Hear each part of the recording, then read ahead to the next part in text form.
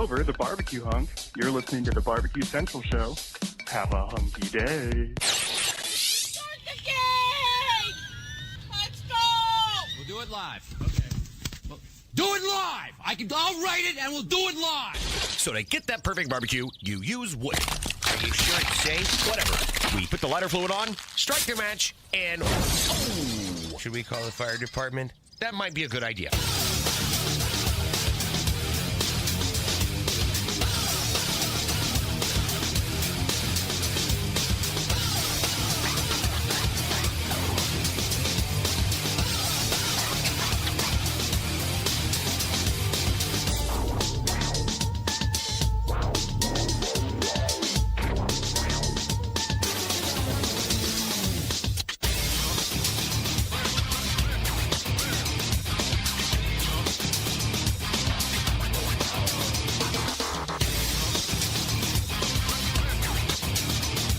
Good evening and welcome to the Really Big Barbecue Central Show. Yes, this is the show that talks about all things that are important to the world of barbecue and grilling.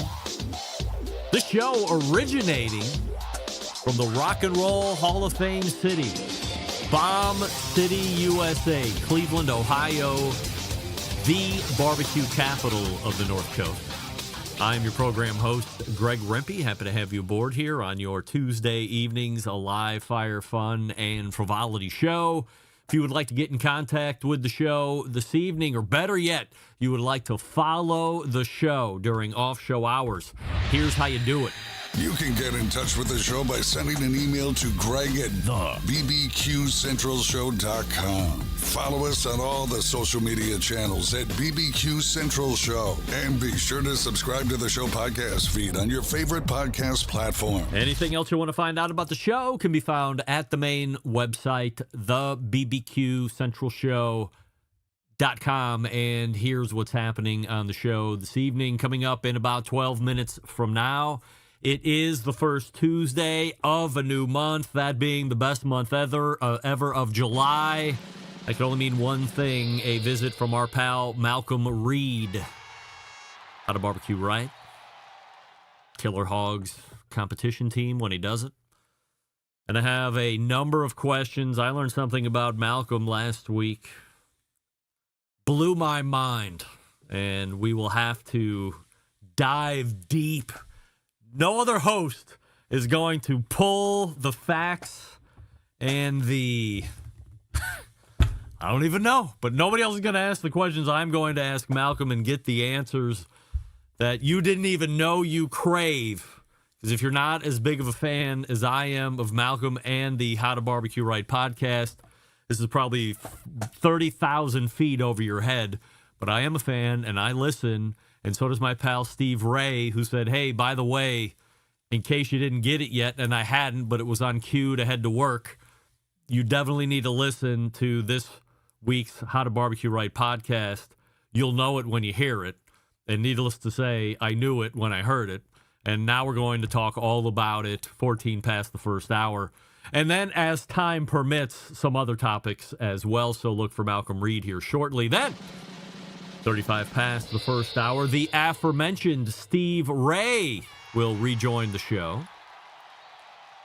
I did get a lot of email this past embedded correspondence, so that would be the June version, where Rusty had missed now 2 successive months, saying, hey, why not consider Steve Ray for a fill-in when it happens, when one of the regulars drops out? Why not consider Steve Ray as a fill-in? Certainly, that has been taken under consideration. I think, given the sheer volume of assurity statements that I do seem to create each and every month, it doesn't hurt not having a fourth, and having that third helps us almost stay on time. We were 5 minutes over last month, and that was with 3 guests and myself. So if Rusty would have been in-house, I can only imagine we would have been perhaps 15 and maybe 20 minutes over that second hour. So I'm not against a Steve Ray sit-in. I am also not against when one of the 4 drops out, that we just do it with 3 and me, and we are a little closer to ending the show on time. Not that we have to be off by any certain time, but I like to keep it tight around that 2 hours. So Steve Ray will be joining me tonight. It was going to be Marvin Weinberger from Grill Fighter. No, not in the end. We both decided, hey, maybe not the best time to come on. You need to do a little housekeeping from an inventory standpoint before you come back on. And once you have that cleared, rebook, we will have Marvin back on the show. Steve just happened to write in a little bit earlier in the day and said, if you're looking, I have some stuff to talk about. And as luck would have it, Marvin was going to back out anyway. Steve Ray, as you know, because I mentioned it last week, hosted his own Steve Ray's world famous debut version of the Owl's Nest Barbecue hot dog eating contest on July 4th. 2 hours before the main event took place, Coney Island, of course, which again showed on ABC, which is a big deal. So Steve Ray and I will reconvene as we talk about his hotly contested hot dog eating contest that transpired this Saturday, the 4th of July. Then we'll move to the second hour. 14 past the second hour can only mean a visit, like it is 14 past the first hour with Malcom. 14 past the second hour is with Sam, the cooking guy. So it has been 2 months since we have talked to Sam, because I was off last month in the Bahamas, as well as he was in China, Japan, maybe both. Definitely was on an Asian excursion, let's say it in that way. So we'll get a bunch of recap from Sam, the cooking guy, and then closing out the show this evening, second-time guest, first time back in March, and he is back and better than ever, Ali Khan of Ali Khan Eats. And we're going to be doing a lot of talk about beef and specifically hamburgers in that fast casual to fast food type sector, and he's been doing a lot of videos and a lot of reviews as that's concerned, so can't wait to pick his brain about that, and then maybe barbecue television as well. So that's how the show's laying out here tonight. Malcolm Reed and Steve Ray in the first hour, Sam the cooking guy, and Ali Khan in the second hour. Don't forget, you can follow me socially, Instagram, Twitter, TikTok, and Snapchat, all with the LinkedIn, also at LinkedIn, all with the handle at BBQ Central Show. And, of course, we say good evening to those of you watching tonight through one of our video streaming platforms. You can go to facebook.com/BBQ Central Show. You can also go to Facebook. You can also go to YouTube, which is youtube.com/@BBQ Central Show, where we do have a new YouTube poll question of the week. And by new, I mean I'm running it again. On the heels of the same question last week, we are re-asking because I feel like a lot of people just jumped in and fat-fingered it, and I want a true percentage result. Do you believe the Earth is flat? And currently 100% of you are saying no. By the way, that is the correct answer. The Earth is not flat. But I am ready to take it to the test for 120 minutes here this evening. We only had one guest last week, and that, of course, was Grant Pinkerton from Pinkerton's Barbecue, and many of you loved him. So, he was the only guest that answered, and 91% of you thought that the Earth was not flat last week, but 9% of you did, which is a travesty. So I'm going to chalk that up to fat fingering in a round way. And we'll see what happens when we rerun it this week, if we get to that 100% or not. And let's start here tonight. Just a quick acknowledgement to Barbecue Central Show's guest Hall of Famer, probably the longest running sponsor of the show, and they haven't done it in years because business changed and all that fun stuff. He's got his own line of sauces and rubs and pizza stuff, and just an overall great guy. He does cooking classes. It's our pal Bob Trudnak, who won Barbecue Brawl on the Food Network last night. So we congratulate Bob on the big TV win, and I've been reading a lot of feedback, and I've been seeing a lot of news clips, this, that, and the other thing. I just want to point out, because Bob is way too humble to do this, and I've been around this game a long time. It is the least shocking news to me that Bob Trudnak went into a food competition and won it, especially in a live fire situation. And if it has anything to do with barbecue or grilling, Bob Trudnak, whether you know it or not, is what we would call a world-class talent. Has won many overall barbecue competition championships, has won many individual segment/category championships. Reserve grand at the Jack Daniels Barbecue Cook-Off, World Barbecue Cook-Off, just to name a few. On tour with Big Mo Cason, giving cooking classes, has taught thousands and thousands of people.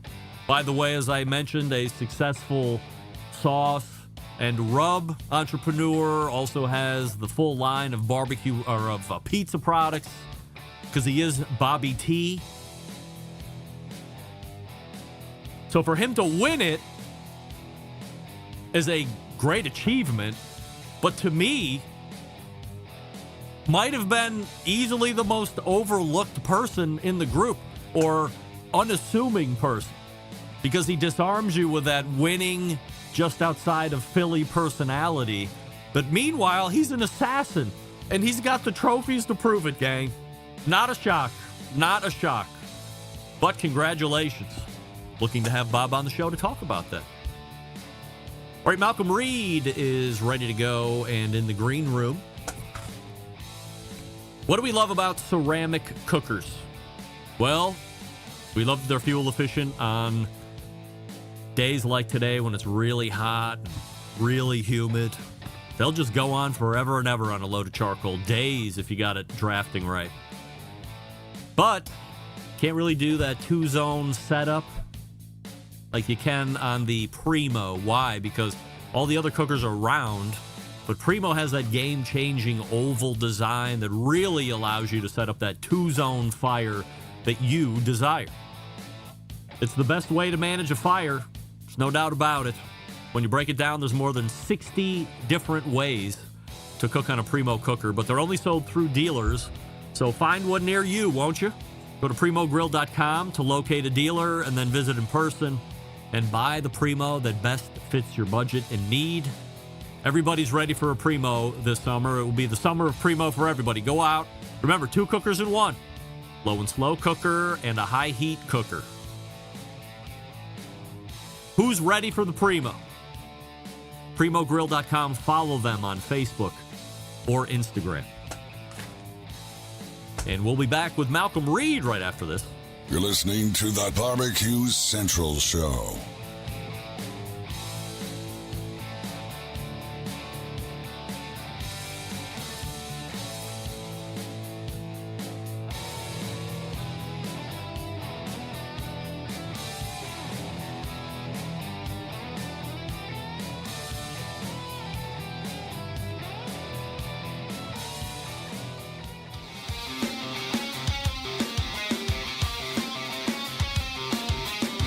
Broadcasting live from the Barbecue Central Show studios in Cleveland, Ohio. You're listening to the Barbecue Central Show. Once again, here's your host, Greg Rempe.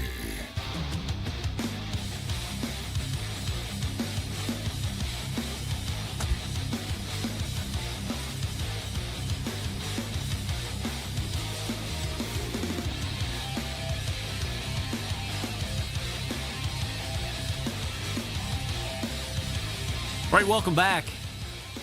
My first guest this evening can be found pumping out great content on his website, How to BBQ Right, the website.com. There's a podcast with the same name. You know him, you love him, a Barbecue Central Show's guest Hall of Famer, and now a Barbecue Hall of Famer. It's Malcolm Reed. Hey, Malcolm. What's happening, Greg? I am happy to have you here, and let's lead right there after being a bridesmaid maybe 2 years or 3 years in a row. You finally have that strong lad to pick you up and carry you over the threshold of that barbecue Hall of Fame. I mean, anybody that knows you, Malcom is the humblest guy there is. We want to talk about it. We want you to brag on yourself a little bit, but you're not having any of that. So as you learn that you get into the Hall of Fame, what are some of those initial thoughts washing over you? And now that you've had a little time away from it and getting ready for those big events to happen in a few months from now, how does it make you feel? And what are you planning during your time? Man, I'm just honored. You know, I feel bad that they just had to put me in as far as how the barbecue right goes, because as you know, Rochelle is just as important as I am to what we've done, and she's been there every step of the way with me, and I've got an awesome team that, you know, that helps me make my videos and everything that we do. So, you know, I mean, it's really humbling, you know, to be included with a lot of these guys that are in there, because those are my heroes, you know, and it's kind of surreal. It doesn't, you know, I mean, I still just a regular old barbecue guy, man. Who's going to be introducing you at the awards? You know, I have no idea. I haven't found out a lot other than I don't think I got a choice, or I haven't yet. Well, if you had a choice, do you know who you would pick to give you the DJ intro? Oh man, God, that's tough there. Maybe Pat Burke, somebody like that. You know, one of the old timers that's been doing it a while. You know, I'd be honored. I'd be honored by anybody. I don't care who it is. Let's go. Have you given any thought to the speech? And do you think at any point do you think you might be a little emotional? Yeah, I imagine I will be. You know, but I haven't even thought about it. You know, I mean, it's you know, it's just still hadn't really set in. I mean, you know, it's a great honor to be mentioned, you know, in the Barbecue Hall of Fame, and that's something permanent, and that's like a milestone. Yep. Never when I started out that I think that was even a possibility that I would even be included in something like that. And so it's you know, it's incredible, and it's a great honor. You know, it's a great honor to me, and I'm just thrilled. Would you trade away the Barbecue Hall of Fame induction for another 2 million YouTube followers? Oh, no way. No way. Wow. Quick no, by the way. There wasn't even a thought about that. So no good way. for you. Yeah. Last time you were on the show, we ended up talking about a couple other business ventures that you had gotten into. And now that I don't know how long you've been involved in all of those, but to me, it's like a couple months. How's the marina business treating you right now? Man, it's booming. This is where marinas make their money. I mean, it's time, you know, it's fishing season on the coast. So, I got to go down there last month, spent about a week down there, and we had a big tournament and got to see a bunch of cool anglers come in for that, and got to do a little fishing myself. And, you know, I didn't really know what to expect, because, you know, I showed up down there, and I guess I should have went to work, because a lot of the people down there that was involved from my side of it were busting their butts. And I was like, man, guys, this is the first time I've, you know, really been down there and hung out. So I was just kind of getting a feel for it. But, you know, we got a lot of good stuff planned for the marina down there in Venice. And it's just it's the premier fishing spot in the United States. I mean, everybody knows about Venice, Louisiana, if you go offshore fishing. But so is that part of the business? Oh yeah. We got charter boats. Charters, okay. You know, we do inshore, offshore, near shore. You know, we got lodging, we got boat rentals, we got storage, we got all that stuff. Wow. So because Cypress Cove, if you're going down to Venice, go to Cypress Cove Marina, check it out. All right, Cypress Cove Marina. Link that up in the show notes. Because the embedded correspondents and I are, if nothing, raging douchebags, we brought up the fact that you were involved in the marina business, and 75% of either the embedded correspondents or myself thought that you might be divested out of this whole thing by the end of the year. Who's right and who's wrong? Out of the marina? Yes. Oh no, man! I'm looking for boats to buy. Anybody? I came back looking for a boat. Anybody that thought that you would be out by the end of the year is going to be eating those words. So there you go. The other one was forgive me, is it the crop business or the ag? Let's call it the ag business. Yeah. How's that going? that one's new to me. I mean, I don't know much about it. So I'm just, I'm kind of an investor in it. And I love working on habitat. We've got a little farm down not too far from us where we do a lot of hunting. And, and really it's about creating good habitat for the animals that we hunt. So that's where growing, crops comes in at it. And so I'm just kind of learning all that. All that's new to me. I got a lot of help with it, but I just had the opportunity to get in with some guys that were starting up a ground up kind of thing. And I just thought it was a good opportunity. I told them I'm not going to bring anything to the table because I don't know anything about it, but I'm learning. And, it's exciting. It's exciting to see. Right now we're kind of in between. They had a spring season where, you sell all the stuff that the guys are going to grow over the summer. And then once they get all that planted, you don't really sell a whole lot. It'll kick back in the fall, and that'll take through all the fall seeds and stuff that they offer. Is there a big demand for hay where you are? Is there a lot of hay growers? We grow a lot. I don't know what the market's for it like now, but there's a lot of people. Yeah, there's a lot of people growing hay. It really depends on the drought in other parts of the country, how what the hay prices do and stuff like that. But yeah, we've got a ton of agriculture like that in Mississippi. I mean, that's pretty much what we do. Are you in first cut right now on hay? Yeah. Well, let's see. I'm trying to think. I know they're baling now. I've seen a ton of it rolled up. I don't know if this is the very first cut, if they've had one before, but a lot of times we'll get 2 cuts. I do know that. All right. I have a question coming in here on the instant chat, and we'll have you answer it because everybody knows I'm a mark for these guys. Malcolm, what's your take on the Primo Kamado? I'm considering the XL. This coming from Correctional Officer 4LockDO763. I mean, get a better name, guy, but go ahead, man. I love my Primo. I've got the XL and I've got the XXL, and I very rarely use the XXL. I find myself using just the regular XL more than any of them, because it's just the perfect size. With the the difference in the Primo of all the Kamados is that oval shape. It's kind of got a true 2-zone fire capability in that thing, because you can build your fire on one side, cook off, cook on the cool zone, put it over to sear. It's just so versatile, and man, I love them. How was the shooting with this Guga? Oh, incredible. It showed me that we really don't know what we're doing. His stuff is crazy from a production standpoint. As somebody who appreciates production probably over everything, his stuff is magical to watch. But as somebody like yourself who has seen a lot of success on YouTube doing what you do, when you get into his sphere, and as somebody who has seen it from all sides of the camera as you have, what's it like getting into his environment, and like what were the 2 or 3 biggest takeaways that you think you might implement in your own videos?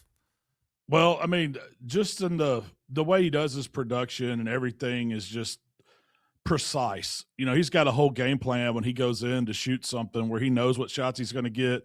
He knows, when meat needs to be done. Everything is taken into place, and he's got an awesome team that that's behind him to make it look so good. And then his place is just incredible. I mean, his whole film studio, commercial kitchen set up with with everything he's got. It blew me away. I mean, I didn't know what to expect, because I've had some phone conversations with Guga, but I never met him in person. And to show up down there and just get to see it all firsthand behind the scenes and how he creates and how his mind works.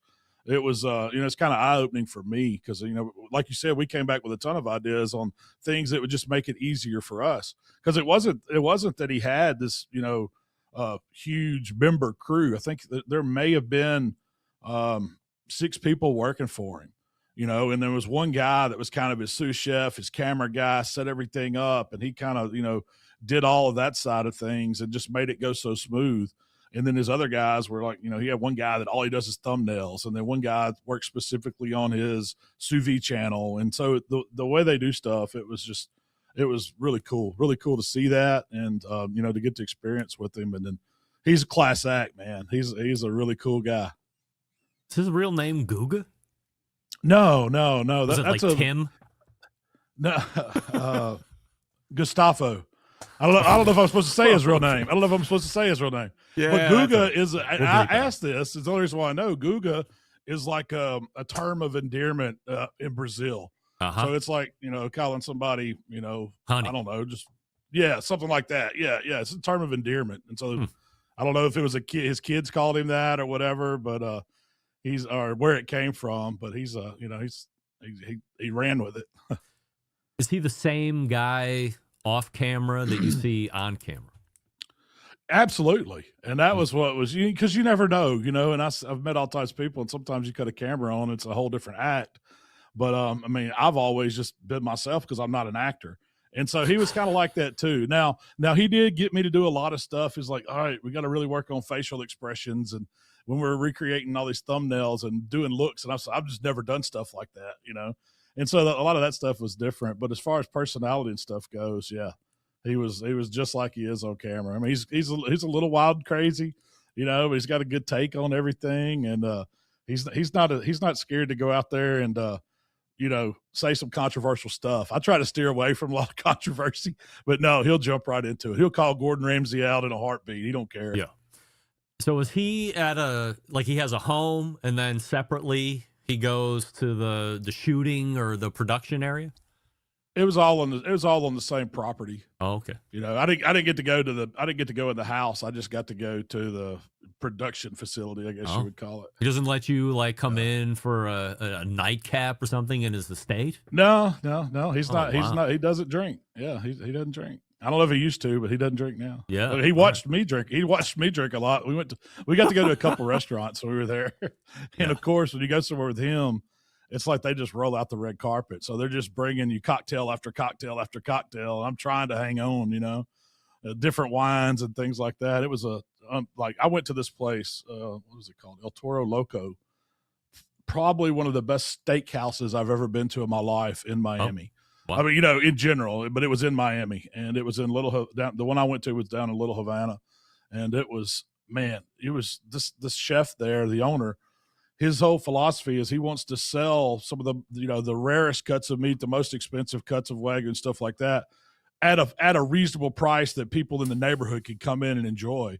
And that's exactly what he did. And man, it was just, I got to make a video there. I don't know if you've seen it, but it's out there. And it blew me away. I mean, that was after a full day of filming. So we're filming and eating, and then you go to this place and they make you eat 8 steaks.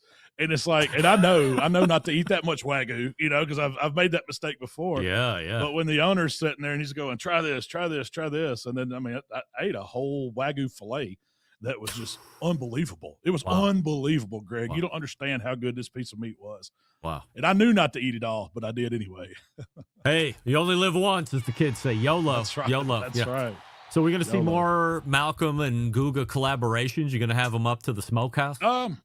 Yeah, so that was our next plan. He wants to come up and do some stuff here, because that was kind of like, we didn't really intend for me to get too many videos down there. It was kind of like a collab thing where I got to film a couple, and they turned out fantastic. But it was more to go down and do some stuff, to be a guest on his channel. Sure. And so now he's going to come up and we're going to do some stuff on ours. I'm sure he'll get a few things, but he's it's kind of when I was cooking with him, he wants to face off a little bit. He wanted to do me to show him the best way to cook a picanha, like he doesn't know, because that's what he does. But it was always something like that. So, I had to cook my picanha, and then he cooked one. And so when you go up against somebody that's cooked done as many videos as he has the notoriety, it was a little overwhelming.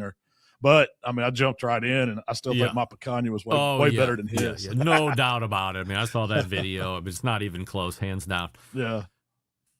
Please help me here. Malcolm Reed peels his tomatoes. Absolutely. Homegrown. Who does this? Homegrown. It's a thing. It's a thing. Is? Yes. In the South. I've been around prolific tomato eaters, prolific tomato growers in my time. Granted, I've never been as south as you have, but I've been northeast, all the way down here to the Midwest here in Cleveland. And I don't think I've ever seen anybody put a peeler or a knife on a tomato. It's just slice them up. And if you know how you're doing, 2 pieces of Wonder Bread, 4 to 6 nice kind of medium slices of tomato with mayonnaise, some cracked black pepper and sea salt if you like that. Slam the lid on, you got tomato sandwich. But peeling a tomato seems like an excessive step. Well, I'll say this, Greg, that peel, it comes out about the same way it goes in, if you ever notice. So if you peel it, don't eat it, it's not as hard on you. It's not as hard. I've never noticed. But yeah, no, I mean, I don't know if it came from my grandparents. We call it putting up vegetables, but canning. They canned a lot of tomatoes they grew. My papa always had a huge garden.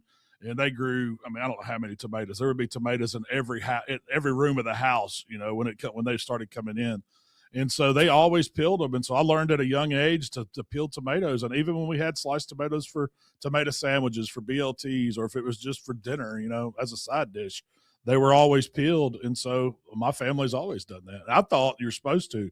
When I would go to friends' house and stuff, I didn't want to eat tomatoes because they didn't peel them. I just don't like to peel. Is it? I mean, like, there's really that much of a textural noticeability for you? I mean, yeah, I guess, because I grew up that way. You know, I could tell when a tomato's not peeled, especially a nice big thick slice of one. Now, if you're doing like a fast food restaurant or somebody that serves it on a burger or something like that, you can't tell because those tomatoes are so thin anyway. But a nice thick piece of beefsteak tomato, you know, I don't want the peel on it. I don't want that toughness. And it's easy to just take a paring knife? I feel like that would be like you're going to jam it. It's not going to be like peeling an apple because an apple is, you know, super firm, but you're telling me different. It's just like peeling an apple. You just it's just a thin cut right up under above the flesh, right under the peel. You just kind of keep the knife at a little angle and you can just go right around it, take it off in one big piece. And then what you could do is roll it up, make a little rosette with it, and you use it as a garnish. So a lot of times, like if I make a caprese salad or something like that, I'll have 2 or 3, you know, tomato peel garnishes sitting around just to add a little flair to it. But you know, instead of serving my guests the peel, they get a nice texture. I feel like I don't know, maybe it's just a Mississippi thing. I feel like I could get you 3 or 4 hours a year back of your life if you'd stop peeling tomatoes. It doesn't take that long to peel a tomato. It's got to take 5 minutes to peel a tomato. No, not at all, man. A good sharp paring knife. It doesn't take long at all. I can peel a dozen of them in probably 5 minutes. Yeah? Oh, yeah.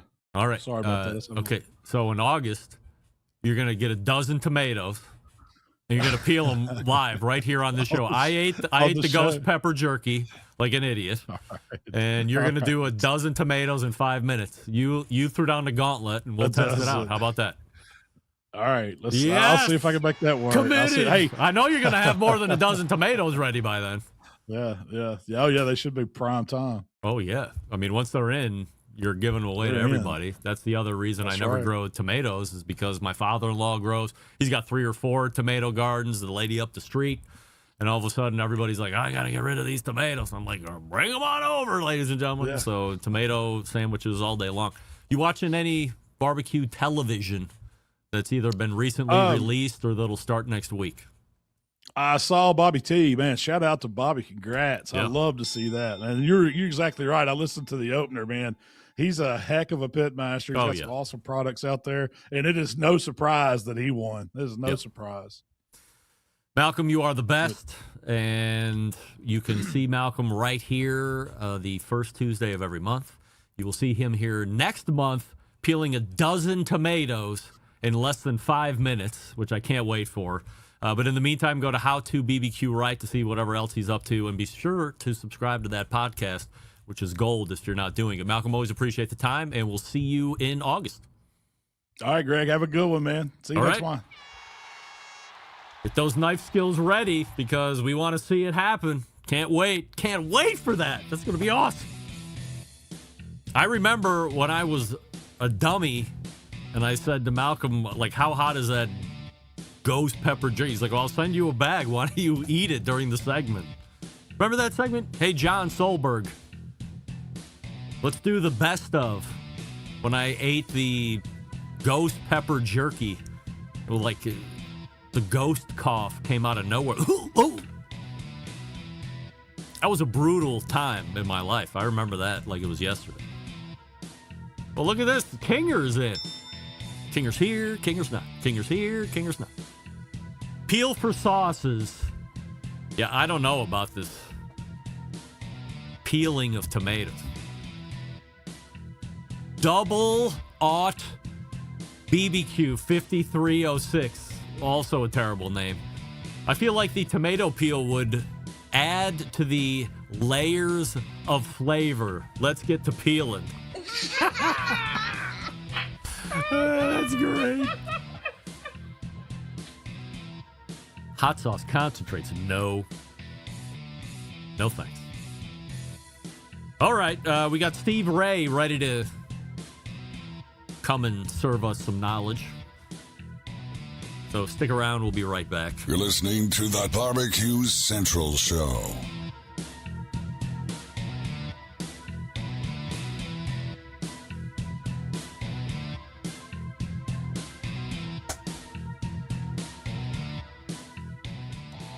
Howard Stern, Jim Rome, Dan Patrick, and Greg Rempe. The Mountain Rushmore of talk show entertainment.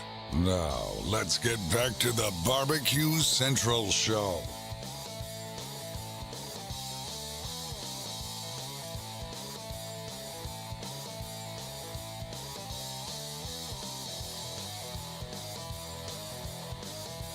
All right, we are back.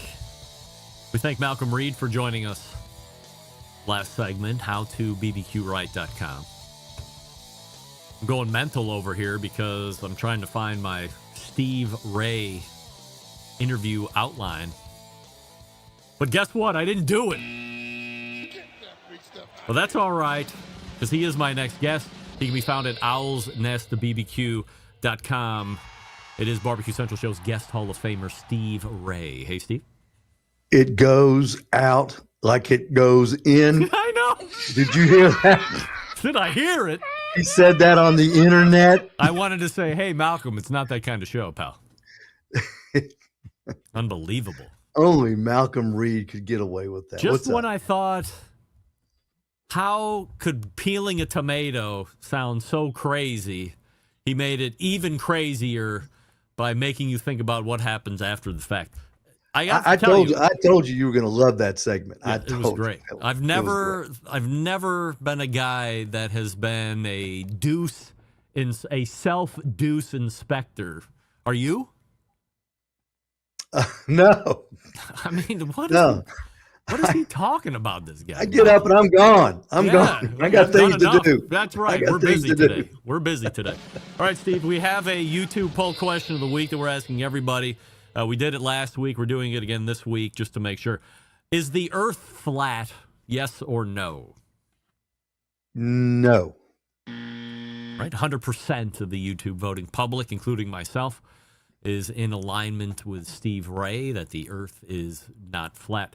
All right, so for everybody that was tuned in last week during the second hour, I healthily promoted Steve Ray's inaugural World Hot Dog Eating Championship in Ooltewah or Ooltewah, Tennessee, depending on how you feel that day. And you had 5 competitive eaters vying for $300. That's right. On America's birthday, the 250th, just in advance of the Nathan's Famous, which, of course, we all know Joey Chestnut took down with ease, as he's done for 748 years consecutively. Let's look back at your event, Steve, before we talk about the main event. The All-American Hot Dog Eating Contest. How you had it staged in your mind versus how it actually came off. Where do they meet? Where do we need to improve? And what went better than expected? It actually the setup actually was better than I had originally planned for. I was going to do it at the gas pumps, but I moved it under the canopy because we've had some really hot weather. And it set up in there just perfect. I had the players come from inside the store when we introduced them. They came out of the store onto the table. My friend Carl introduced them. I thought it looked really good. We live streamed it. I thought it looked really good. Everybody was full of energy. We had about 150 people there. Wow. clapping, and you couldn't hear it on the live stream. They were clapping and laughing and saying go go go, and at four men and one woman ate, and Sean Kessler, a truck salesman, Heavy duty truck salesman? no, but a light truck guy, Oh, but he's a truck guy, Light truck guy. and Sell from cars. Mountain View Ford here in Chattanooga, a former professional eater. He ate right next to Joey Really? Chestnut years ago. Wow. How about that? Yeah. Did he retire? 7 hot dogs in 3 minutes. Did he pull a stomach? Did he what? Did he pull a stomach and have to retire from Major League Eating? I don't know why he retired. He's a big old guy. Man, he's about 6'4". He's tall. Yeah. He's taller than you are. And he had the cowboy hat on. He had a bunch of fans there, and he killed it. You could tell when he started, he grabbed 2 hot dogs and grabbed them out of the buns and started woofing down them hot dogs, and he was stuffing them in the water. He brought cranberry juice and lemonade, matter of fact. Wow. He didn't drink the water that I supplied. And 7 in 3 minutes. I thought it was pretty good. Yeah, so I was good. going to say, in comparison to what we know as the Nathan's Famous, which is 10 minutes, all you can eat hot dogs and buns, what was your parameters? Because truth be told, I went to stream it and I came in at like minute 4 after 10 a.m. and everything had concluded, and I was like, oh shit. Like, is this like a pre-event and there's going to be a bigger event for 10 minutes? I thought it was going to be a 10-minute event. No, I never broadcasted as 10, just 3. Shame on me. I didn't want to kill anybody. They were all amateurs here. Were you signing releases? No, I did have a registered nurse there, just in case something went south. Of course. But she was there, Lisa Eve. She did a great job.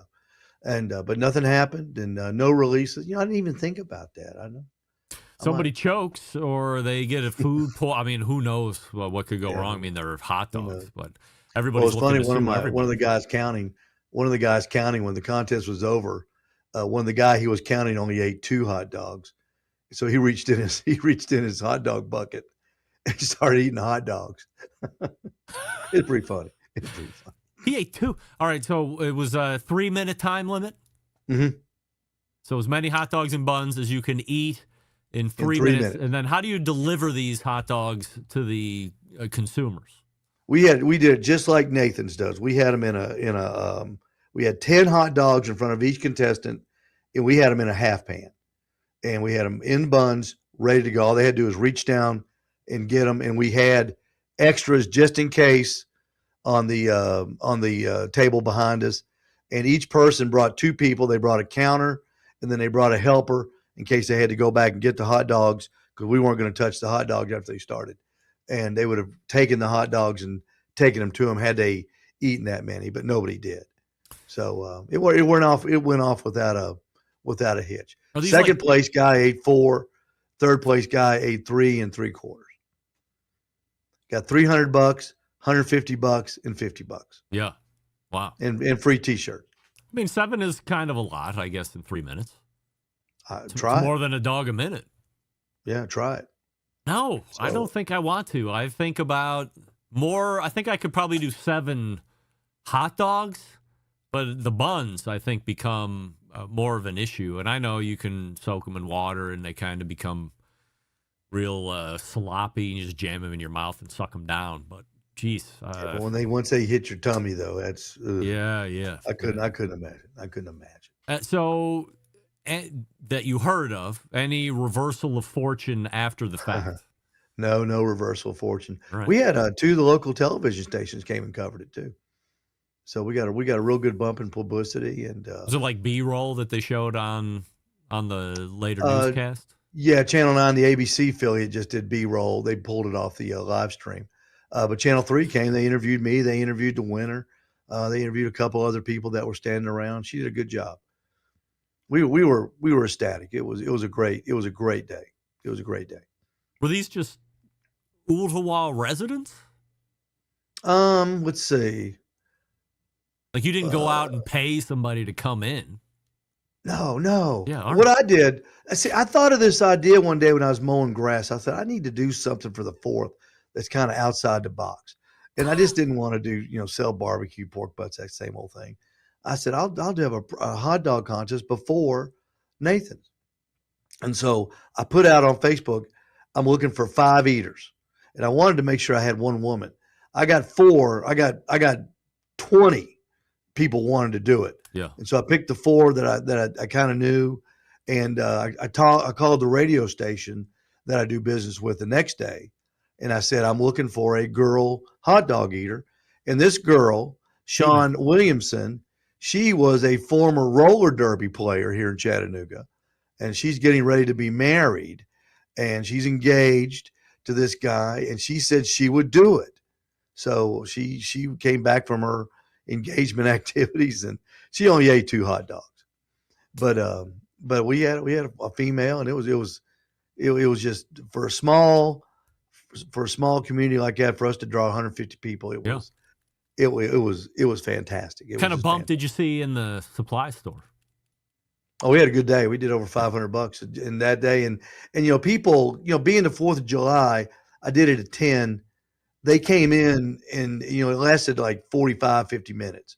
I wanted it to be real fast and ferocious. Everybody come in, shop a little bit, then get out, because I didn't want to stay all day either. So it worked out just like I planned. It was great.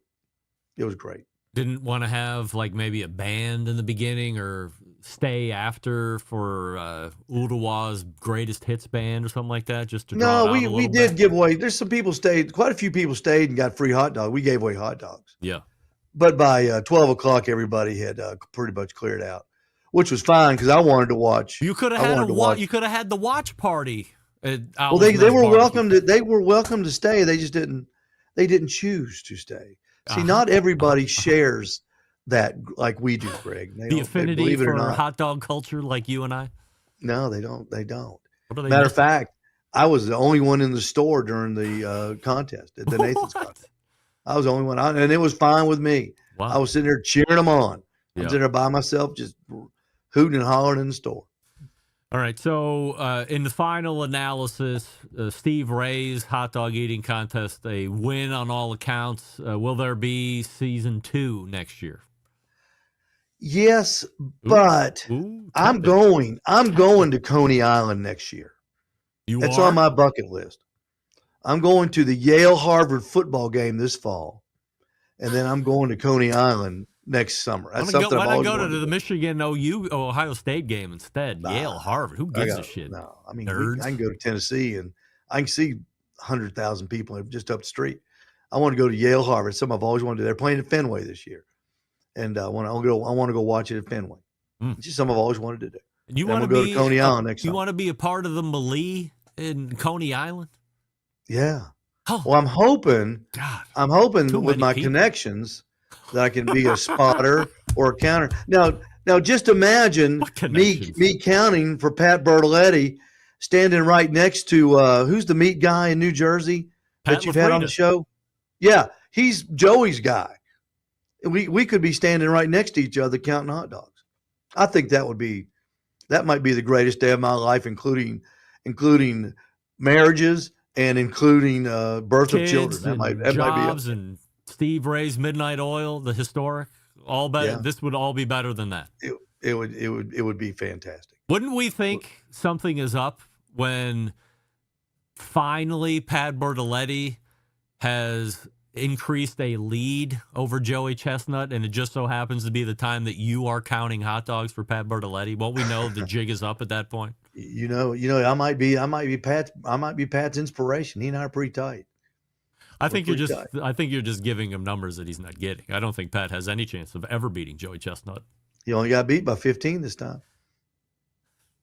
So 66 to 51. So when could Joey have stopped eating then?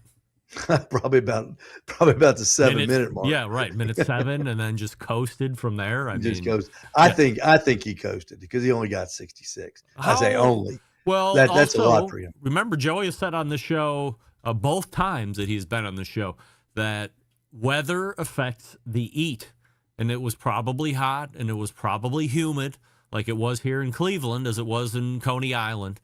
And if it's hot and humid, you're probably not really into stuffing as many hot dogs and buns as you think you can. You're just wanting to do enough to win. Well, Joey told who was the guy on ESPN that did it with Rich, the famous writer's son who's on ESPN. I can't remember his name. Jeremy Schaap. Yeah, Jeremy Schaap, who does a great job, by the way, on that. Yeah. He told Jeremy Schaap that when it's hot like that, the buns take on humidity and they get heavier. So you can't eat as many. Yeah. I mean, nobody knows the anatomy of a hot dog and a bun better than one Joey Joss Chestnut. Did you see how big those hot dogs are? Those are full length. Yeah. Those buns stick out from the hot dogs stick out on each end from the bun. That's a man-sized wiener right there. It is a man-sized wiener.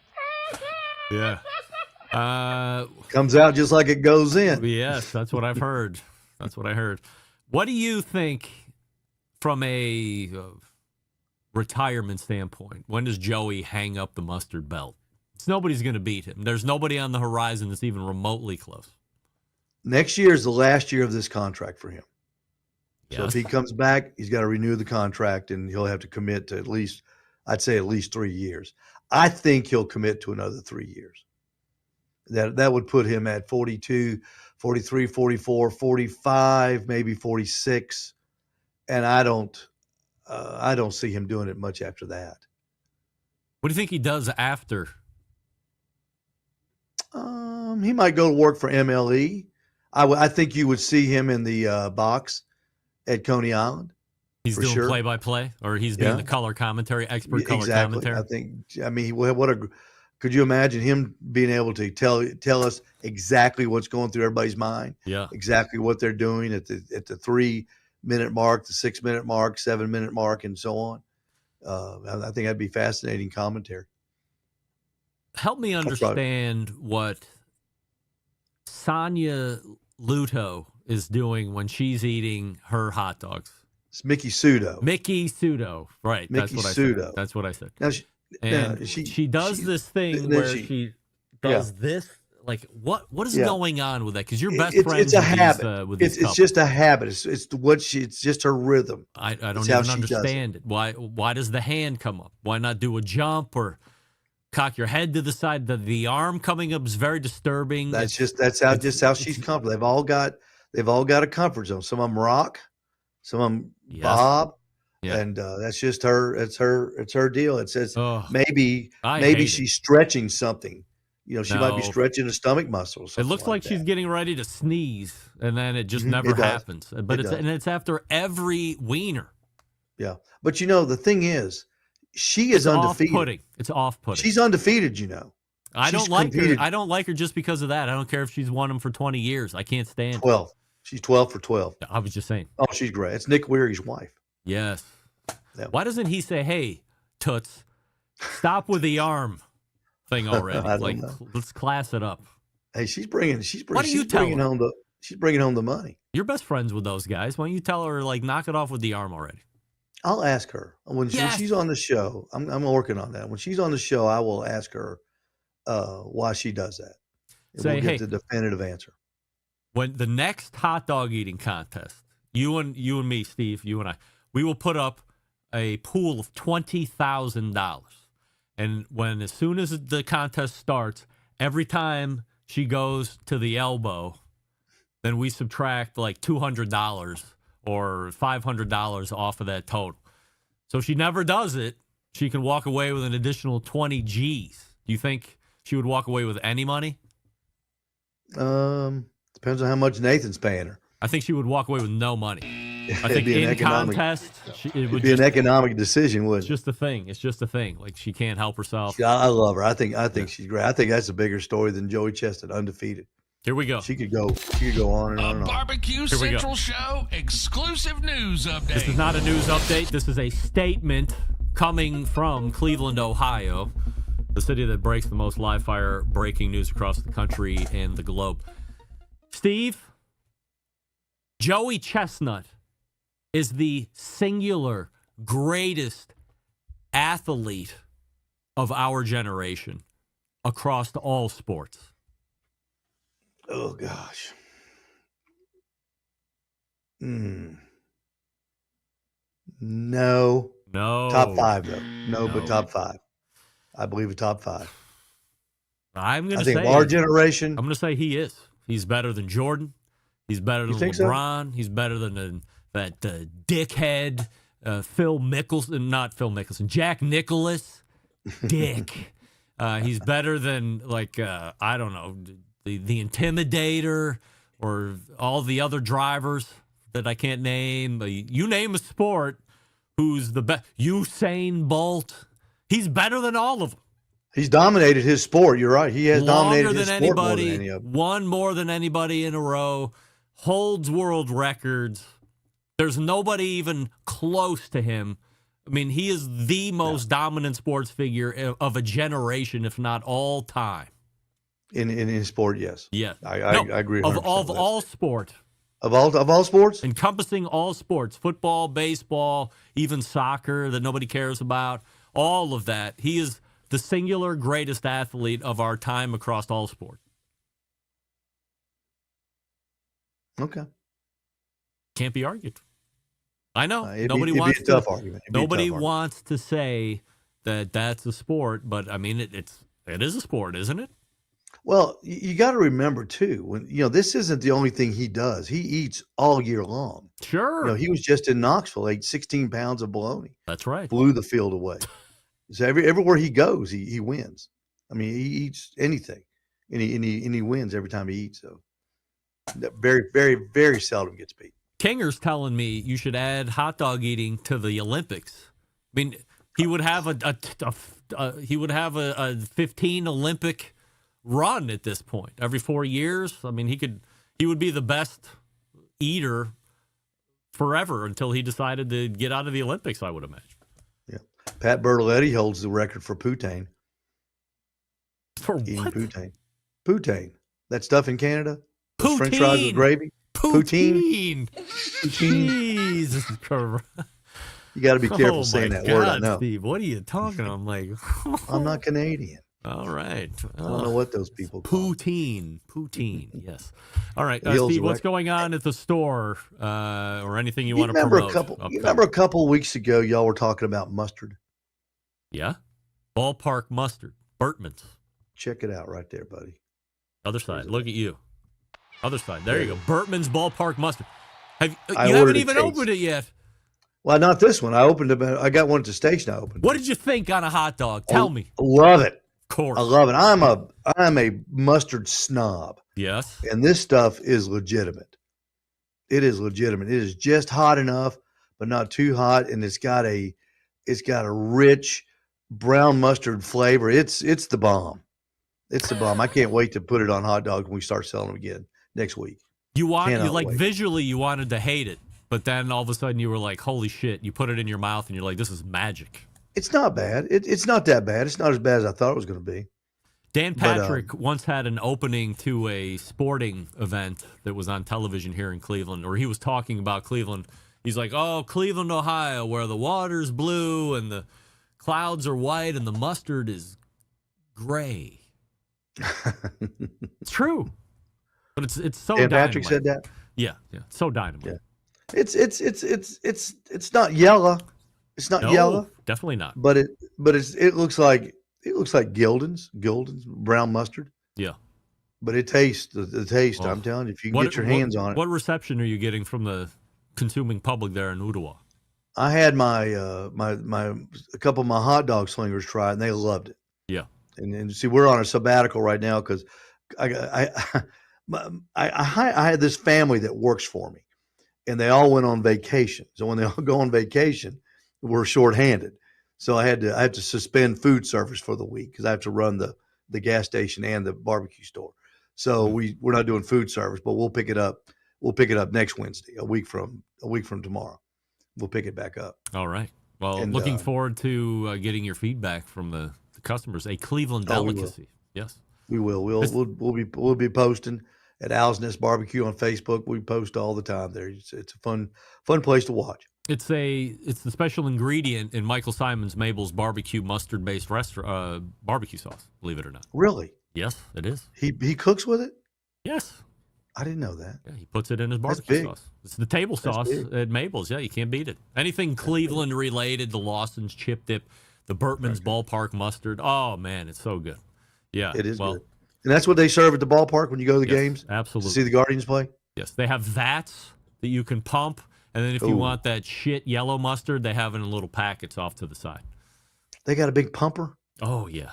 I need to get That's one. all anybody really eats. I don't remember the last time I was at a ballpark or at Jacobs Field, Progressive Field, and see anybody put yellow mustard on their hot dog. It's ballpark mustard or GTFO. We use strictly brown mustard. We have yellow mustard just in case somebody wants it, but more people want mayonnaise than they want yellow mustard. Yeah. Well, Steve, again, always appreciate the time. And you bet. As the feedback rolls in on the Burtmans, let me know. I'll pass it along to Bert Burtman himself. You know him? No, I don't. I just like to think I'm a big shot here in Cleveland. Well, you are a big shot in Cleveland. Thanks, Steve. Like I am in Ottawa. You bet. See you next time. There he is. Steve Ray right there. Ay. I forgot he ordered a case of that Burtman's Ballpark. I mean, you could go online and get it. I would say if you're a big hot dog eater and you like different kinds of mustard outside of the French's or Plouchman's, you should try the Burtman's Ballpark mustard just as a change, and I'm sure you probably will stop eating regular mustard on your hot dog. It's very simple. How can I not address what Doug just wrote in? Doug Scheiding, did Steve just say poontang twice on the show? Yes. Yes, he did. He caught me off guard, and then, like an idiot, I said, what did you just say? And then he said it again. That's my fault. That was my fault. You know, that is going to be a 100% assurity statement, I can tell you that. That will get fashioned into some kind of question or statement in a couple weeks. All right, let's wrap up this first hour, even though we're a little over. So stick around. We'll be right back.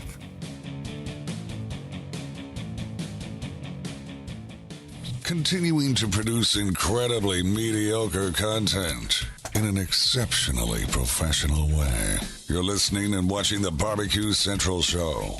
Once again, here's your host, Greg Rempe. We thank Steve Ray for joining us. OwlsNestBBQ.com. If you are in the tropical corporate limits of Ooltewah or Ooltewah, Tennessee, stop by Steve Ray's Historic Midnight Oil for gasoline and car service, and then go to Owl's Nest Barbecue for a Burtman's Ballpark Mustard Frank.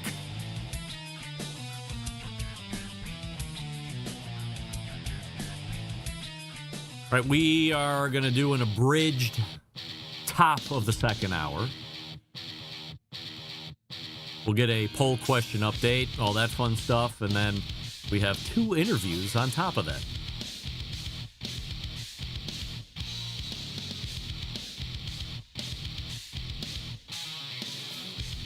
You're listening and watching the Barbecue Central show right here on the Barbecue Central Network. Stick around. We'll be right back.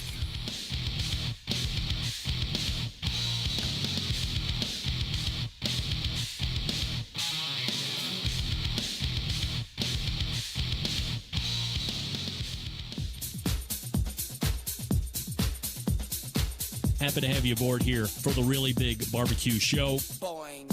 We cook because we have to, and we grill because we want to. Hit me! Fine, how's it going? You have a great show. I'm a big fan. Boing. So what seems to be the problem here? This man looks like he's dead, and he's in the crackle. Charbono! It's all about the charbono, dude. Succulent fish. What? He ate 2 feet for wieners. But listen, Lavernius, shut your face. I'm shaking like a dog shit peach seeds. We have top men working on it right now. Top men.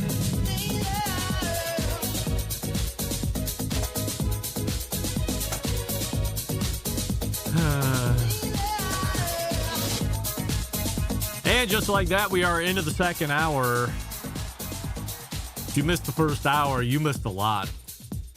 I know I say that every show, but believe me, you missed a lot this time around.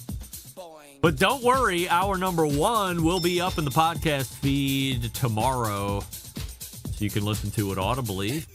You can watch it videoally as well. The show auto archives on Facebook and YouTube right after the show ends. But audibly, hour number 1 tomorrow, hour number 2 on Thursday, and we'll talk about Friday here in a second. So to come on the show this evening, Sam the Cooking Guy will join us, and we will close it out with Ali Khan from Ali Khan Eats. We say good evening to those of you watching this show tonight through one of the video streaming platforms. You can go to facebook.com/BBQ Central Show, or you can watch on YouTube, which is youtube.com/@BBQ Central Show, where we have a YouTube poll question of the week. We're running it back from last week because I believe there were some fat fingers and some misreaders, so I tried to make it as plain Jane as possible. We're asking everybody, including all guests, do you believe the earth is flat? And 100% of you are saying indeed not. Thank goodness. I believe in my heart of hearts we will finally reach a 100% yes or a 100% no poll question of the week. This one certainly has the best leg so far to get us to a 100% unanimous vote. Coming up on the best moments of the Barbecue Central Show in 10 minutes or less.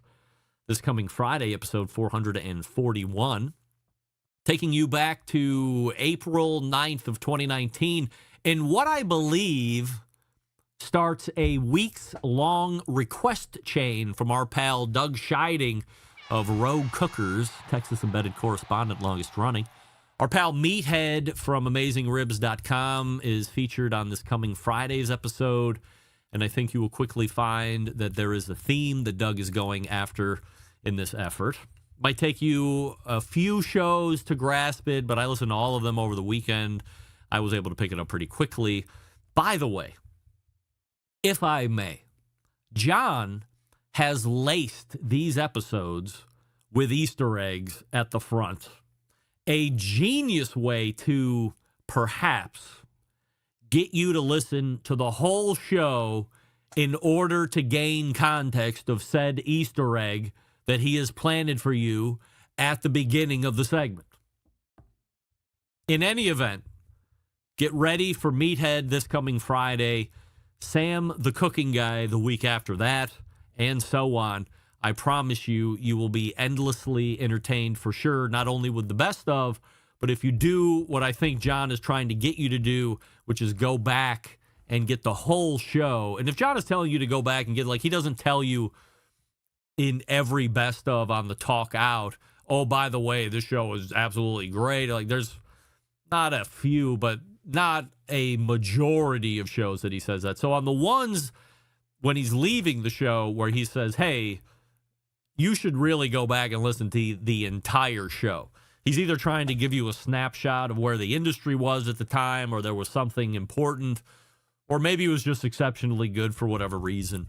But if he's teasing you to do it, then listen to him. Go back and listen to that whole show and see what you think.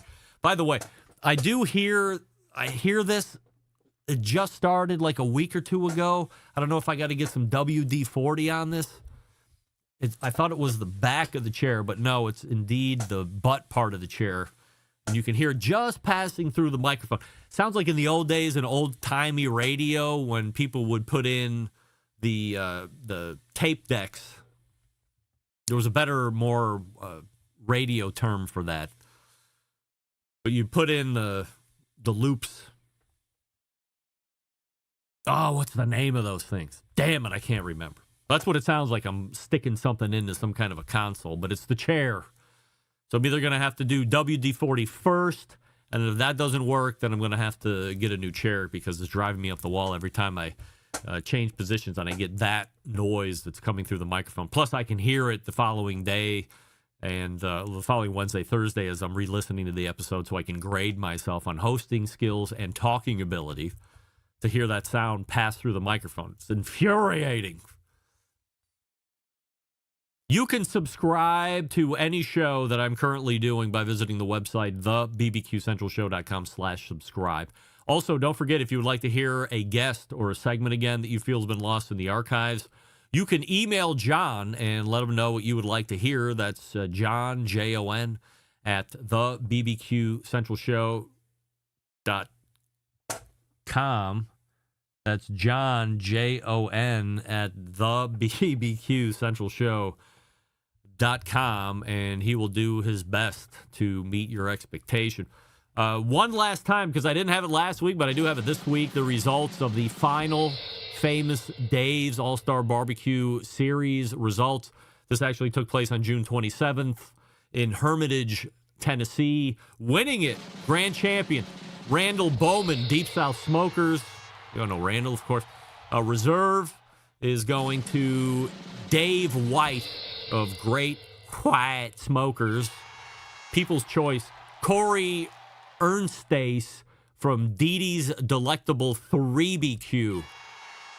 There is a rumor going around that perhaps Matt Osmond from Blinky's Offset Barbecue Pit, who also took place in this Famous Dave's event, the last Famous Dave's event, that he got a hand-me-down ticket to the World Food Championships a little later this year because one of these three had already won a golden ticket, and that he finished in second place in one of these categories, whatever it was.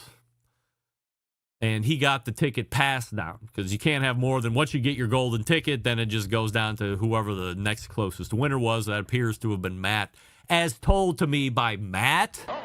But I asked Terrell Miller if that was the case to confirm it. She has not gotten back to me to confirm that. Not saying that he didn't. I'm just saying that I haven't heard it back from World Food Championship / Famous Dave's. By the way, because I was asked to make sure, in case you didn't know I was kidding last week when I said Qdoba is sponsoring the second hour, they were not. They were not. Like, we knew that, right? Just in case you were wondering, they wanted me to let you know or disclaim that indeed they were not. Andrew, they were not sponsoring the show last week. No.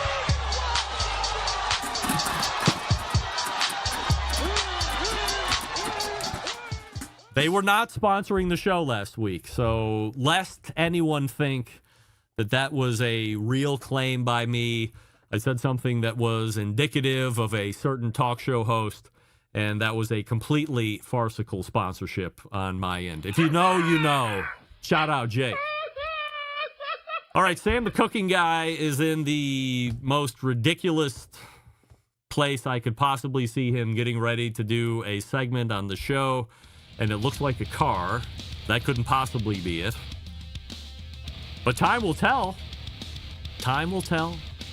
Before we get to Sam, the show is proudly sponsored by Fireboard, the innovators behind the Fireboard 2, the Fireboard Pro, the Fireboard Spark, and the Fireboard Beacon, along with the wireless Fireboard Pulse. Experience total control over your device from anywhere in the world when you're using the Fireboard app. He's definitely in a car. Wow. Discover more by visiting fireboard.com or by calling 816-945-2232 today. That's 816-945-2232. The best temperature controllers, the best wired thermometers, the best wireless thermometers. Come on. It's Fireboard, for crying out loud. Get all yours. I got all mine. And I got to get that beacon, too, that I keep forgetting about, and stick it in my cigar humidor to measure humidity. Well, we're back with Sam the Cooking Guy right after this. Stick around. You're listening to the Barbecue Central Show.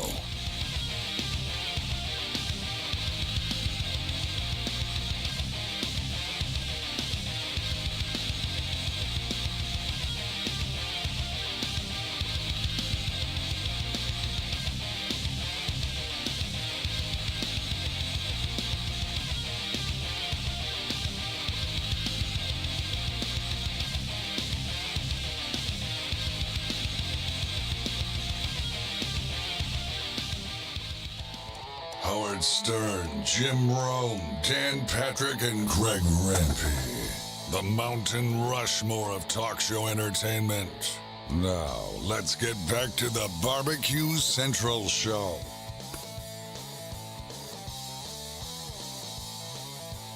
Welcome back.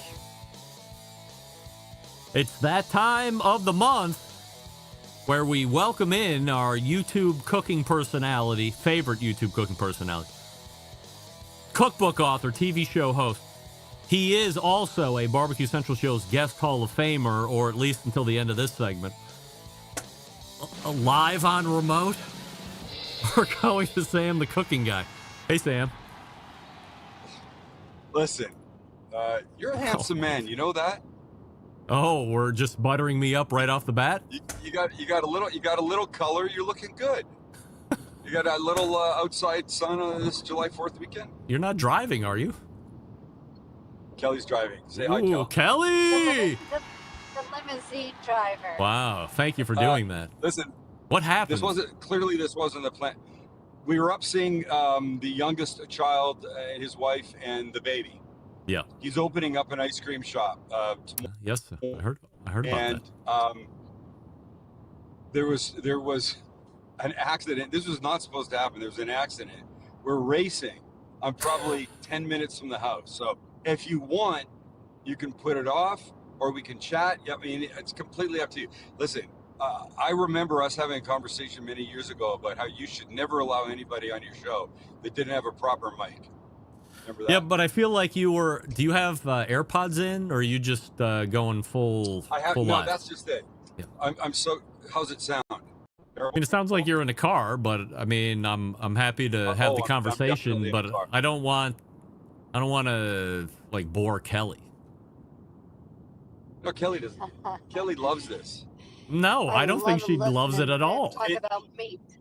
In fact, Zach just told his wife Sophia when I said, we needed to go and this was blah blah blah. Zach, oh yeah, that's my dad's. What did he call him? My dad's. Oh no. That he's never met. Oh yeah. All right. Well, look. That we've never met. I would say we could definitely try this, but this is the second time the connection has gone wonky, so I would rather not miss. I'll be. Yeah. Go ahead. I'll be home in 12, 15 minutes if that helps. No, we're gonna be over by then. Do you want me to dial back in then? Or? No. Let's just call it a. Well, do you want to try and reschedule for this month, or do you just want to push it to August? Yeah. No. Listen, I this is not planned on my part. I get it. I will make up for it any way that you would like me to. All right. By the way, I have Ali Khan coming up after this segment. Ali Khan's son is one of your biggest fans, from what I understand. Say hi for me. I will. All right, we'll work out the reschedule, but I appreciate you doing it at any cost. And as always, we give thanks to Kelly for putting up with our nonsense. All right, see you, pal. See ya. Oh, that didn't work out, but so close. It's something that I appreciate when the chips are down, when at all costs things are going terribly. Somehow he's finding a line. He wants to do it. And I would have kept it. I promise I would have kept it, except unfortunately there were two specific times when there was like 3 or 4 seconds of chop.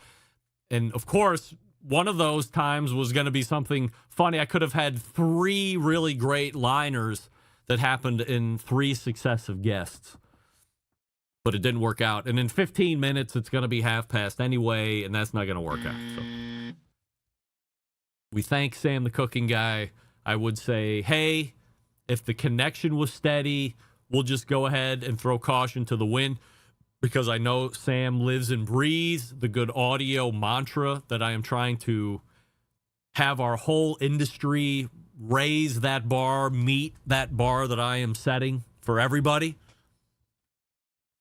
But I can let it go. I let it go for Meathead one time, although I'm going to have to make sure that it's just one time, that we have his stuff ready to go in 2 months from now. This time, I could have let Sam go, but again, you're caught in an accident. Things happen. I appreciate the effort. Now, let me scroll back because I had something last week. By the way, I got a lot of feedback from you guys in the second hour of last week's show. Overwhelming love for what was 45 minutes of me and only me talking about various stuff, barbecue topics, non-barbecue topics, and so forth. A lot of you saying you should do hour number 1 for the interviews, and then in the second hour, it should be just you with things that you want to talk about. On its head, I think maybe not such a bad idea. We can probably do that. And then I think, well, on a night, for instance, tonight, when I could have had 4 really good guests on, there's no reason for me to dominate. I feel way more comfortable being a little bit more of the moderator, adding in some funny one-liners where I can, asking tough questions where I can. So while I appreciate the input, I think we'll stick to the process that seems to be working since 2008, which is, top of the hour I got to take, top of the second hour I might have a take. In an instant like this where a segment gets cut short or we have technical difficulties, we have a little vamping going on, all the while knowing that we're going to be building into the next guest in 8 or 9 minutes from now. 2 of the things that I wanted to talk about last week that I didn't get to, one is a prediction mid-year, which is this. If you're not already seeing it, and I'm seeing it more and more in every restaurant that I go to, it's not just a barbecue restaurant because, as we know, there aren't a tremendous amount of barbecue restaurants here in Cleveland. Over the last 10 years, there's been a large influx, and then as quick as they were coming in, most of them were going out, probably to the tune of 95%.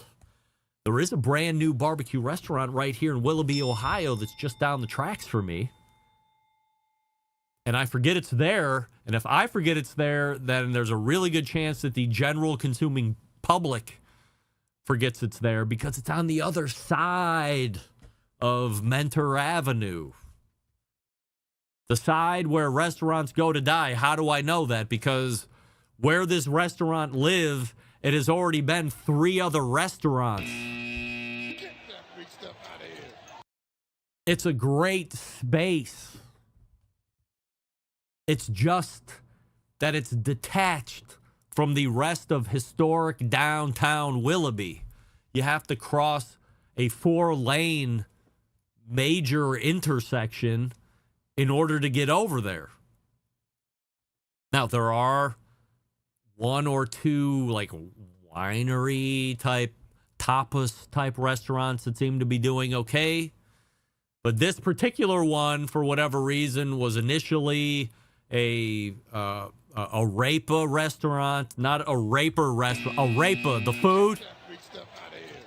And it was also like on the top floor, on the bottom floor, it was an Ola Tacos. And then that went out of business. That's a lie. And initially it was something called Brim. I never went there once. It was quickly out of business. High dollar build out, blah, blah, blah. You know the whole restaurant routine. Then Ola Taco and Barco came in. Barco with the arepas and Ola Taco with the tacos and Mexican food, obviously. Critical acclaim, seemed to be doing pretty well, and then died, of course, because that's what happens. And now, a complete revamp, a barbecue restaurant is coming into the former Ola Taco Barco / Brim. Did a complete redo on the inside. So now the second floor is a line dancing bar. You like line dancing? Howdy, y'all. And the bottom floor is where the barbecue is served. Steve DeFranco, jeweler to the Barbecue Stars, knows the owner. His wife knows the owner. Tried to get him on the show. He was disinterested in doing free publicity. That's fine. That's his choice. But my ask to him was going to be, how concerned are you that there is an intersection that has disjointed you from what is the most, that would be eastern part of downtown Willoughby's major artery. Probably, whatever. Long way to go to tell you this. If you're not already seeing it, and I'm sure you are, and again, not only in barbecue restaurants, be prepared as the lamb onslaught continues. And by the way, as the kids say, I'm here for it. I can't say as I've been a huge, long-time fan of lamb, but over the last 10 years or so, I have come to fall in love with lamb, all kinds of lamb, many different ways of making lamb. I'm all lamb all the time. So the fact that a lot of barbecue establishments, well-known barbecue establishments, are now introducing lamb as a viable option into the menu is great to see. A lot of people increasing the lamb options that they have because maybe they've already been a fan of lamb on their menu and they're just offering different ways to do it. Or different cuts, leg of lamb, rack of lamb, pulled lamb, sliced lamb, you name it. Lamb chops. If you're not seeing it, believe me, it's coming your way. Lamb is starting a revolution, a new revolution, revelation, renaissance, let's say.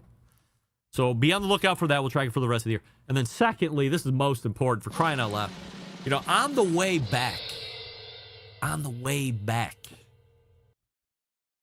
from the Bahamas, because we had credit card points, we were able to get first-class tickets there and back. Look at me, rich. I'm rich, bitch. But at some point, the return trip changed.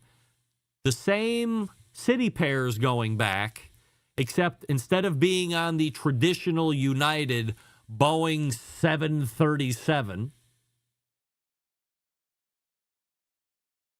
first class, with meal, blah, blah, blah. At some point in there, we got bumped down to the Embraer ERJ 175. Now, bigger than the 135s that I plane than the ERJ 135 is the 175. But now wasn't classified as first class, and the longer leg, so it would have been Bahamas to BWI. Is that where we laid over? Whatever. We should have had a meal, okay? Because we had a meal on the way down to the Bahamas. We should have the meal on the way back from the Bahamas. And I'm trying to pre-order my meal, and I don't really see anything except these snack boxes. And then that's what we get. Snack boxes, not hot. I'm like, well, I told my wife as soon as we got on, I'm like, this is not the right jet. I have a feeling that we're going to get jammed up on this catering. I mean, I pay for the bigger seats. I pay for the entertainment system to be on the back of the seat in front of me, and I pay for the food and the drinks, and I was getting none of it. Shouldn't I get a discount? Shouldn't I be refunded some amount of hundreds of dollars if I'm getting what is basically a business class seat, not a first class seat, but less than a first class seat? Shouldn't there be automatic refund? Isn't there a law that is in place now? Didn't we do that with the FTA, where if you are X amount of hours late on an initial flight, you get your purchase price plus so much more back, an inconvenience?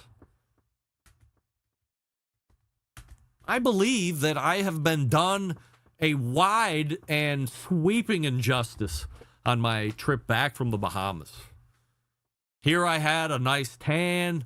I was recharged. I was ready to go back to the land of selling trucks again, and we're stuck in business class, which would have been fine if that's what I paid for, but I paid for a first class seat with the amenities. I want what I had going down, I want to have coming back, and I didn't have it. In fact, far from it, unfortunately. So should I call in to United customer service and say, hey, I had this travel. It was first class. I didn't even get a hot meal, and the seats weren't even that good. I want some kind of reparation made to me, or put in some credit, because we fly United. It's the only major carrier really flying out of Cleveland that goes anywhere aside from Southwest. Flying out of Cleveland is not that great. So I want credit. I want something. I want to win somewhere, because I felt like I lost all the way back. Plus, I had to go home and work. Blech. Give me my last hours of luxuriating, for Christ's sake. But now I want monetary reparation. So if you guys think I should be calling in, then I should call in. I should probably record it as well, so we can hear what it's like when I'm in negotiation with customer service. They'll probably just tell me to F off. Well, you know, you could have canceled. You could have stayed another day, blah, blah, blah. But you never know. You show up at the airport. You don't know what's going to happen. You just never know what's going to happen. It's been that way for a long time now, and that's a shame. All right. Now we're all caught up. We can wait for Ali Khan to come in.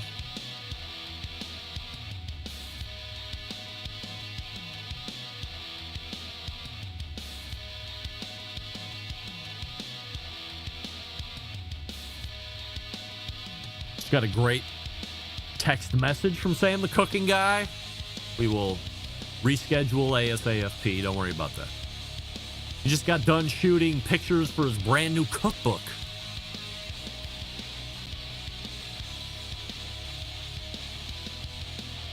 While I have you here, are you ready for a cigar experience built on history and passion? Let me tell you about McAuliffe Cigars, a partnership forged between Texas passion and a Cuban cigar-making dynasty whose heritage spans back to the 1930s. Whether you're seeking the nuanced elegance of the Migdalia or the complex power of the Leyenda, McAuliffe offers a symphony of flavors for every palate. And don't forget about the ever-expanding Color Series, an unmatched smoking experience coupled with an unmatched value. The white is growing on me, and the new color is actually growing on me. I didn't think that was going to be possible. I might say that the sleeper of the bunch, and I don't think it's technically in the Color Series, is the number 2. For a value cigar, that thing has got a lot of punch. Smokes great. Smooth. You don't get the nicotine heart attack kind of thing like you do with some of the other heavier nicotine cigars. But great flavor, mouthfeel, smoke output, all the wins, and at a bargain price. Each cigar is handcrafted in Esteli, Nicaragua, by the legendary Gomez Sanchez family. McAuliffe delivers tradition and quality in every draw. Taste the tradition. Visit McAuliffeCigars.com to find a retailer nearest you. McAuliffe is spelled MICALLEF. McAuliffeCigars.com. We are back with Ali Khan right after this. Stick around. Be right back. You're listening to the Barbecue Central Show.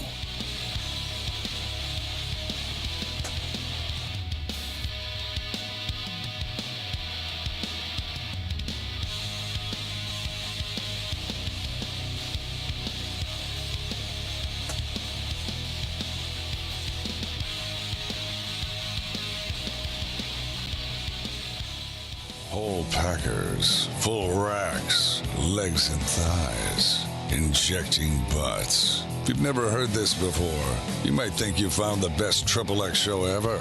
Let's get back to the most homoerotic host out there today, Greg Rempe. Doug Scheiding weighing in on my first class flight issue. Your shafting from first to business class sounds like a first world problem, but absolutely. Call the dirtbags at United for compensation bag, or compensation back. Hashtag outrageous. That's right, Doug. Coming out of the bullpen tonight is a person who made his debut on this show back in March of this year. And while we learned all about how he got into TV and how he's now leveraging social media to great success. Tonight we talk about money worth spending at fast food and fast casual restaurants, plus some barbecue and barbecue TV as well. Let's welcome back Ali Khan to the show. Hey, Ali. Uh-oh. No Ali. Get that freak stuff out of here. I'm right on time. Ali Khan. We welcome Ali Khan to the show. Uh-oh. Hello? No? All right. We are doing it live, Kinger. Let me see. I gotta have his. Do I have? Oh, no, I don't. I thought at one point we did some talking. Ali Khan, we're on. He's in Austin, Texas. Oh, shit. You know what? I think he was right. He said 9:30. Oh, fuck. Get that freak stuff out of here. What am I even What am I thinking of? Was I right? 10:30, 9:30. Oof. If you're asking me to remember, who knows if I'm remembering it correctly. I think he said, I'll be on in an hour. 8. We checked at 8:30. 9:30 is 8:30. No, I think I'm right. I think I might have said it right. So he's probably racing to the microphone right now. In any event, this is why we do it live. We'll do it live. This is why I love the live viewers the most. For instance, Jason King hasn't tuned into the show, at least into the chat, for weeks, if not months. And then tonight, he shows up again for the first time. Now, keep in mind that Jason King has kept tabs on the show for the better part of 10 years? Jason, is that too egregious? Is it more than 10 years? I would say it's probably 10 years or so. Maybe more than 10 years now that I'm thinking about it. It's been 7 years in this house. Is it 7 years? 7 years in this house. And then I remember we did Booze Teen when I was in the Wycliffe house that had the maid studio. And that was I was in that house for a lot. Oh, my Lord. I'm on the far East Coast. It's 11:37 here. For real? What's the far East Coast? Nova Scotia? I thought that was Eastern time, too. Where does that change? Where does the time change to an hour ahead of where I'm at? I thought it just immediately jumped to 3 hours ahead. Or 6 hours ahead in England. You cross the pond, and now you're 6 hours ahead in Europe. Interesting. But anyway, here you have Jason. Probably has nothing else going on tonight. Remembered it was Tuesday or happened to be on Facebook and follows the show, and it shows up in his feed as a live option. And he said, hey, he's in Nova Scotia. I was right. He's my best friend. He said, hey, haven't seen the show in a while. Let me just bump in and see what's going on. Always active in the chat. And he is tuned in now for what is apparently becoming a second hour of dire tragedy. It's bad when I'm going with the double hammers. Get that freak stuff out of here. This show is the Hindenburg, and I am on fire, and I'm hurtling to the ground at death nail pace. What did I do with the... I don't think I want to do that. No. All right. Well, no, it's not a calamity of errors. I've done my part. There was a calamity of traffic for Sam the Cooking Guy, which we don't like. And then there is I don't even know what this calamity is all about with Ali Khan. We sound checked at 8:30 Eastern. He sounded great. It's been happening for years. Tune out, Jason. This is too embarrassing for me. I feel like when you're in the chat, my show goes to shit. Leave directly, please. And you are banned from the internet, the Canadian internet, no less, which is worse than the regular internet because it's got that part French in it. Your internet thinks it's better than everybody else. Yes, but Jason is long time accustomed to seeing a show start out in spectacular fashion where we bridge into the second hour and we are going to just pull up and go ballistic. As far as how great the show is going to be, we're going to go ballistic. And instead of going ballistic, we go the opposite. We go anti-ballistic. Nosedive, on fire, Mach 10, right into the ground. I don't even know what happens here.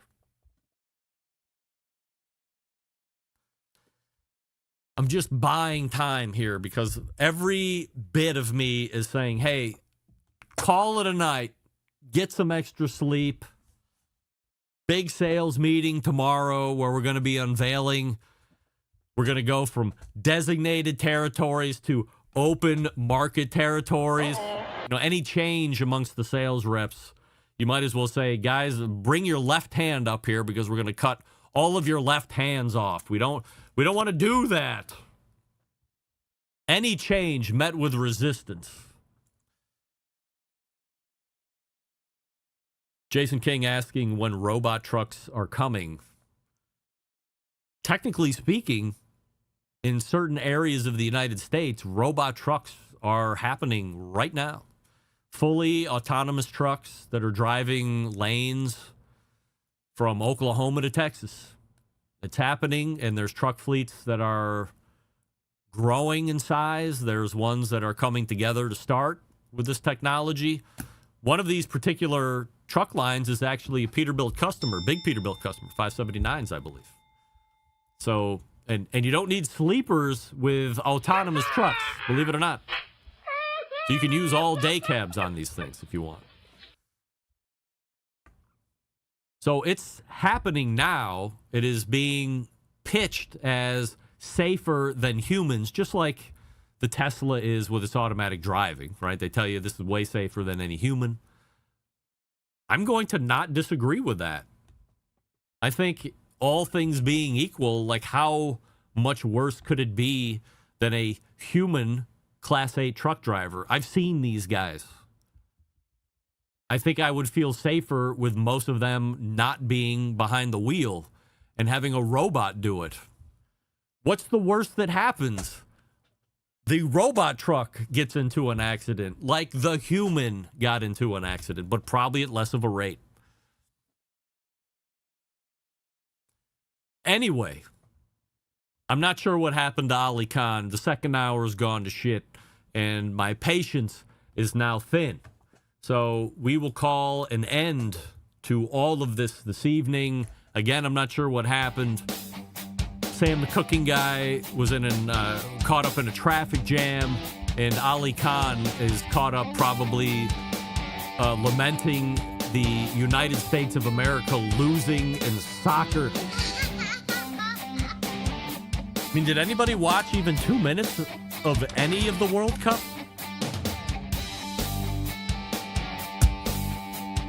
Hey, all the way back in the first hour, though, we had a Malcolm Reed who delivered a line like I have never heard. It looked the same way going in as it does coming out, referring to a tomato peel upon ingestion. Steve Ray was after Malcolm Reed and said not once but twice that Nick Weary is a world record poontang eater. What? Said it twice. Wow. Well, I'm not sure where we go from here, folks, but I can tell you this. There will be a show next week. There will be a Robert Moss sighting. There will be a David Gafford sighting. And maybe within the second hour, we can reload a Sam the Cooking Guy and perhaps even an Ali Khan. Who knows? I don't fucking know. So, how do I always leave you? September 11th, 2001. I will never forget. And until next Tuesday, this is your program host and proud U.S. American, Greg Rempe. Shabon! Shabon!